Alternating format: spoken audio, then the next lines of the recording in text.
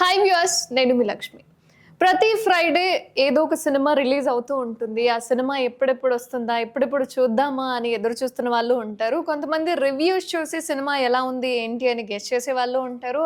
కొంతమంది డైరెక్ట్‌గా సినిమాని ఎక్స్‌పీరియన్స్ చేద్దాము అన్న ఉద్దేశంతో వెళ్ళే వాళ్ళు కూడా ఉంటారు. బట్ సినిమాని ఎలా ఉండాలి, ఎలా ఉంటే ప్రేక్షకులకు నచ్చుతుంది అని క్లియర్‌గా తెలిసిన సినీ క్రిటిక్ శ్రీకాంత్ బాబు గారు నాతో పాటుగా ఉన్నారు. అసలు సినిమా ఎలా ఉంది? ఎందుకంటే ఈ ఫ్రైడే పోటాపోటీగా రిలీజ్ అయిపోయాయి. 'మా ఇంటి బంగారం' కావచ్చు, 'త్రిమూర్తులు' కావచ్చు, 'వంద దేవుళ్ళు' కావచ్చు. సో ఒక్కొక్క సినిమా ఎలా ఉంది, ఏంటి అన్న డిస్కషన్ శ్రీకాంత్ బాబు గారితో మాట్లాడదాం. నమస్కారం సార్. నమస్తే అమ్మా.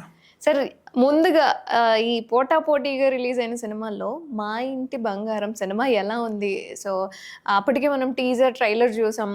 సమంత గారిని ఎలా ఎలివేట్ చేశారు ఏంటి అనేది. సో సినిమా ఎలా ఉంది అనేది మా ప్రేక్షకుల కోసం, సినీ అభిమానుల కోసం ఎలా ఉంది అనేది. సినిమా పరంగా చూస్తే సమంత గారు కొంత గ్యాప్ తర్వాత ఒక మంచి సినిమాతో, అంటే తన మెయిన్ లీడ్లో వచ్చినటువంటి 'మా ఇంటి బంగారం' సినిమా టీజర్ కానీ ట్రైలర్ వచ్చిన తర్వాత ఎక్స్పెక్టేషన్స్ అమాంతం పెంచేసుకున్నారు. ఇది ఒక మంచి ఫ్యామిలీ ఓరియంటెడ్, అంటే కుటుంబ సమేతంగా చూడదగిన సినిమా.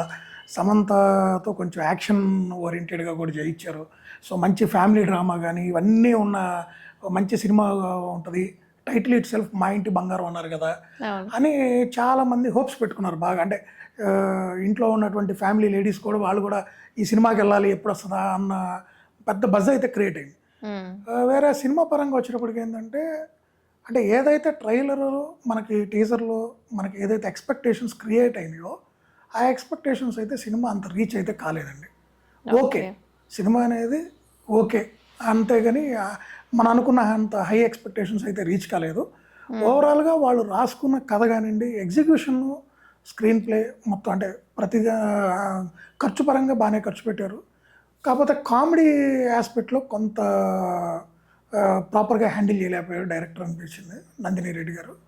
ఇక ఫ్యామిలీ ఎమోషన్స్ అంతవరకు కొంతవరకు న్యాయం చేశారు. ఓవరాల్గా అయితే మాత్రం ఇది ఒక యావరేజ్ సినిమా. ఓకే, అంటే ఆల్రెడీ నందిని రెడ్డి గారి కాంబినేషన్లో 'ఓ బేబీ' సినిమా చూసాం. ఆ స్క్రీన్ ప్లే ఎలా ఉంటుంది ఏంటి అనేది. అంటే సమంత గారి ప్రజెన్స్ సరిగా అనిపించలేదా? ఆవిడ యాక్టింగ్లో లోపం అంటారా?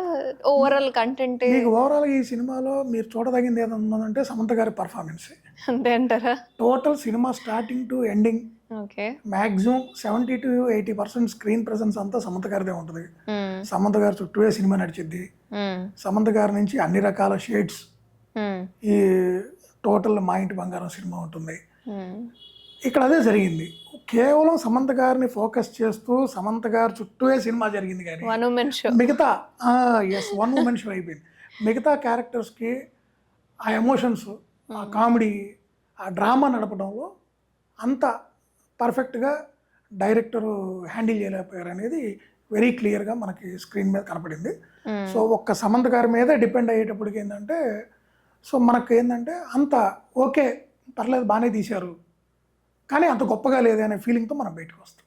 అంటే ప్రమోషన్స్లో చాలా బాగా విన్నాం. ప్రమోషన్స్ బాగా హై ఉంది. మీకు ప్రమోషనల్గా అక్కడ చూపించినప్పుడు ఆ క్యారెక్టర్స్, ఎస్టాబ్లిష్మెంట్, ఆ ఫ్యామిలీ, మనందరం ఇదేదో పెద్ద కుటుంబ కథా చిత్రం, మంచి ఫ్యామిలీ ఎమోషన్స్ ఉంటాయి, కామెడీ ఉంటుంది. అంత ఫ్యామిలీ ఉన్నప్పుడు ఇవన్నీ బాగా నడుస్తాయి. మంచి యాక్షన్ కూడా డిఫరెంట్గా కూడా చూపించారు సమంత గారి రోలు, ఆ ఫైట్స్ చేయటం ఇది.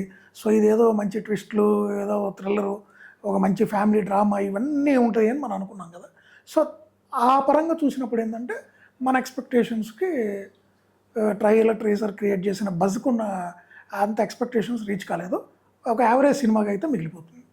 అంటే ఆల్రెడీ సాయి పల్లవి గారిని అనుకున్నారు ఈ లైన్కి అని అన్నారు. ఒకవేళ సమంత గారు కాకుండా సాయి పల్లవి గారు ఇన్వాల్వ్ అయ్యి ఉంటే సిచ్యువేషన్ ఎలా ఉండేది అంటే? ఎవరైనా అంతేనమ్మా. ఇప్పుడు సబ్జెక్ట్ బాగుందనుకోండి, ఎవరు చేసినా కూడా హిట్ అయింది. మనం ఎన్నో సినిమాలు చూసాం.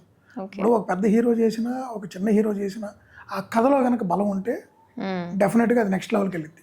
సో కథ అనేది చాలా ఇంపార్టెంట్. ఆ తర్వాత ఆ కథను నడిపించే కథనం. సో డైరెక్టర్కి వీటి మీద గ్రిప్ ఉండాలి. ఇక్కడ మెయిన్ ఏంటంటే డైరెక్టరు సమంత గారి మీద టూ మచ్గా డిపెండ్ అయిపోయారు. సో ఎప్పుడైతే టూ మచ్గా మనం ఒక క్యారెక్టర్ మీద డిపెండ్ అయిపోయామో మిగతా క్యారెక్టర్స్ మీద మనం ఆ ఫోకస్ పెట్టలేము. అదొక్కటే ఇక్కడ జరిగిన మిస్టేక్, అంతకు మించి చేయలేదు. ఇది 'మా ఇంటి బంగారం' సినిమా గురించి. మా ఇంటి బంగారంలో సమంత గారి ఎలివేషన్ ఎలా ఉందో అంతకు మించి శ్రీముఖి గారి గురించి కూడా చాలా హైలైట్ చేశారు.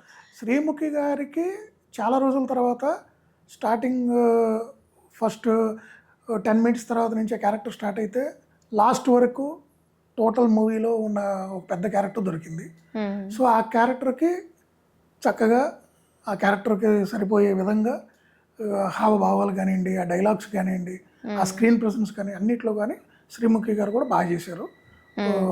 సమంత గారితో వాళ్ళిద్దరికి మధ్య జరిగే ఇంటరాక్షన్స్ ప్రతి చోట కూడా ఎక్కడ కూడా ఆ క్యారెక్టర్కి ఉన్న వెయిట్ని క్యారీ చేశారు చక్కగా. అంతవరకు ఆ క్యారెక్టర్ శ్రీముఖి గారు మంచి క్యారెక్టర్ వచ్చింది, దాంట్లో డౌట్ లేదు. సూపర్. సో యాంకరింగ్ కాస్త పక్కన పెట్టేసి ఈ డెఫినెట్గా ట్రై చేయొచ్చు కూడా. మంచి క్యారెక్టర్స్ ఇంకా ముందు ముందు మంచి క్యారెక్టర్స్ కూడా వచ్చే అవకాశం కూడా ఉంది. ఎందుకంటే దీంట్లో మంచి క్యారెక్టర్ వచ్చింది, ఆ పర్ఫార్మెన్స్ కూడా తన క్యారెక్టర్ తగ్గట్టు డైరెక్టర్ ఏమైతే ఆశించారో అంత పర్ఫార్మెన్స్ ఇచ్చిందాం. సూపర్ అసలు.